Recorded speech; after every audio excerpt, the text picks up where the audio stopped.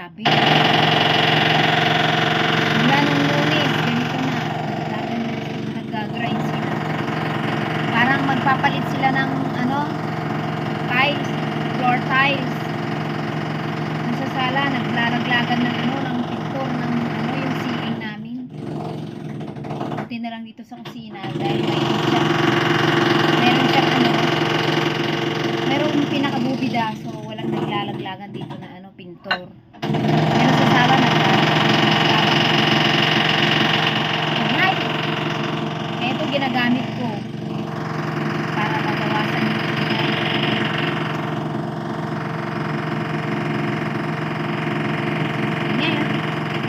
Kain tayo. Lunch.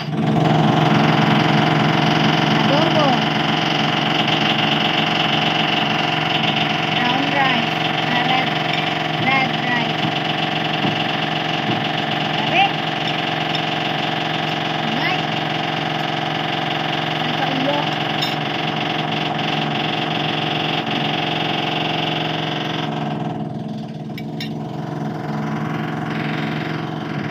Sinong nakasubok na po na ngayon ako nakatry ng red rice.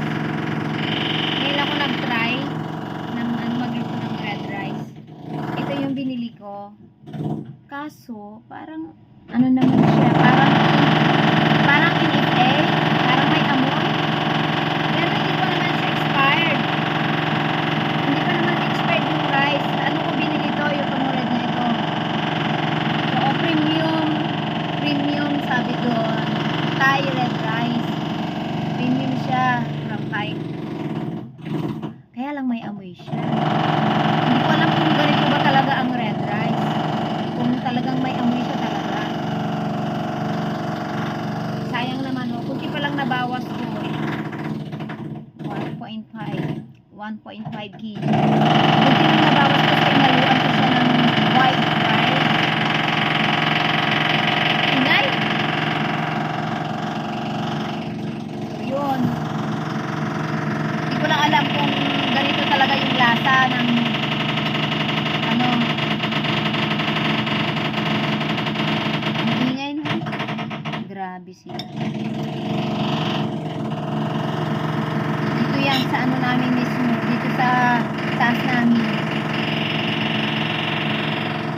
Sa next floor mismo sa tapat ng bahay namin mismo yan sa taas.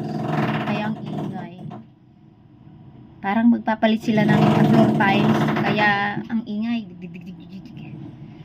Hindi ko alam kung ganito talaga ang amoy ng ng red rice. Parang may amoy siya, parang NFA. Kaya sabi ko, sayang naman.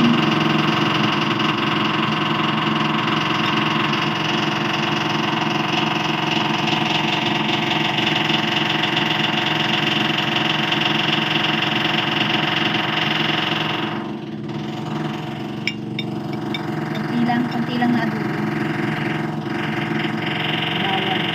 Bawal lang madami. Konti lang na. Tatlong hiwa lang na adobo. Ulam. Sayang din naman. Hindi ko alam kung siguro mag-try ako ng ibang ingay. Ayan.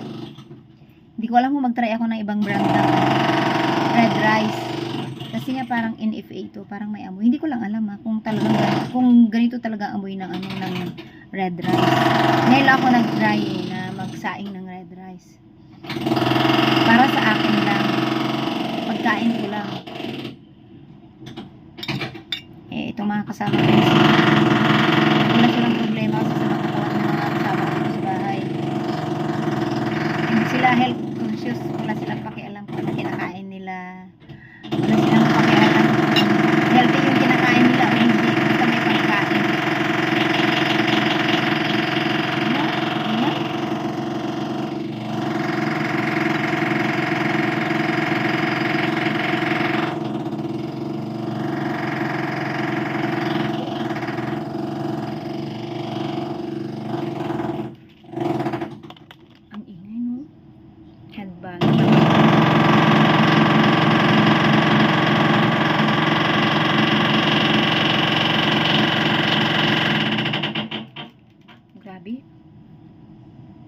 Grabe na ang ingay. Ang sakit-sakit sa tenga. Ano ba yan? Nagkaano tong buhok ko, tong baby hair ko. Lumalabas sila.